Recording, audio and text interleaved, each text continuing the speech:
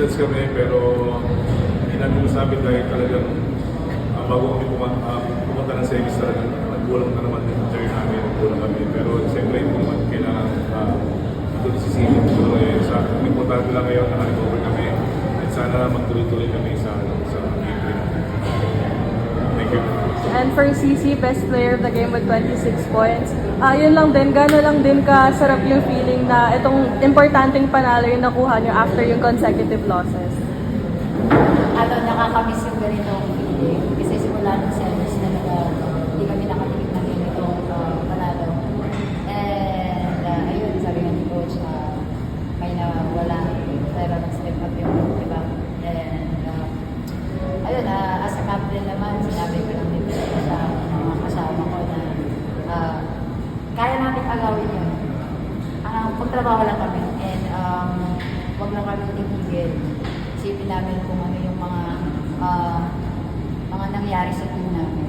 Kasi parang sabi nga namin magpatawas na kami kasi ang daming nangyayari. Pero ayun, kahit naman despite sa mga nangyayari sa team namin, yung positive pa rin yung iniisip ng team. And masaya ako kasi ganito pala ulit. Nakakamiss. Gano'ng kahirap yung pinagdaanan yung series hanggang game 1? Paano mo lang binalik yung kumpiyansa ng buong team? Actually, hindi ako yung nagbalik. Nire-remind lang naman ng mga coaches na kanya-kanyang tayo, kanya-kanyang goal. And isipin namin na hindi pa natatapos yung game. And yung goal naman ng team, kahit anong mangyari, makakuha lang kayo ng podium. Kasi yun nga, nawala na yung gusto namin yung mangyari. Pero podium pa rin, podium sa podium. Kaya tsatsagain namin to. Hindi kami titigil. And tatrabaho kami hanggang magmana. For bronze, sabi mo kanina po yung score. Yeah. Gano'ng kalaking bagay kung makukuha yung bronze na? Sobrang laking bagay para lalong-lalong sa amin. Sa dami nangyari. Sa dami nangyari sa akin ng injury. Kahit pa paano nakaraos din talaga. Sa team din, kasi dami talagang wala. Sobrang hirap.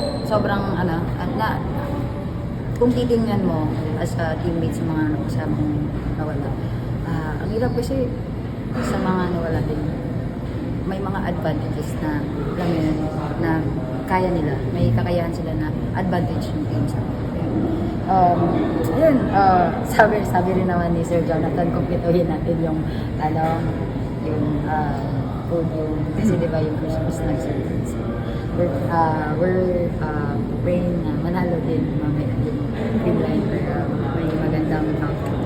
Para sa'yo, pareho lang ba yung Ako, achievement is achievement talaga. Kahit saan man kami mapunta ngayon, sobrang proud ako. Kasi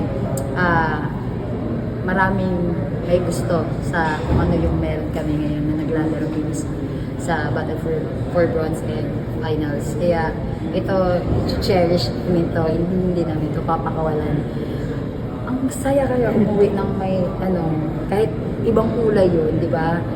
Alam mo, kasi every time na may medal ako, umuwi ako ng Cebu, bitbit ko yun.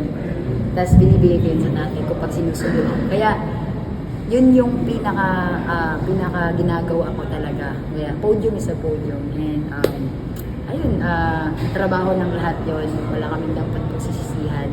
And, sabi nga, di ba, lahat may rason. Kaya, aantayin namin yung rason na yun. Di man binigay sa amin ngayon. Marami pang pagkakataon na mangyayari. Ayun, sunod-sunod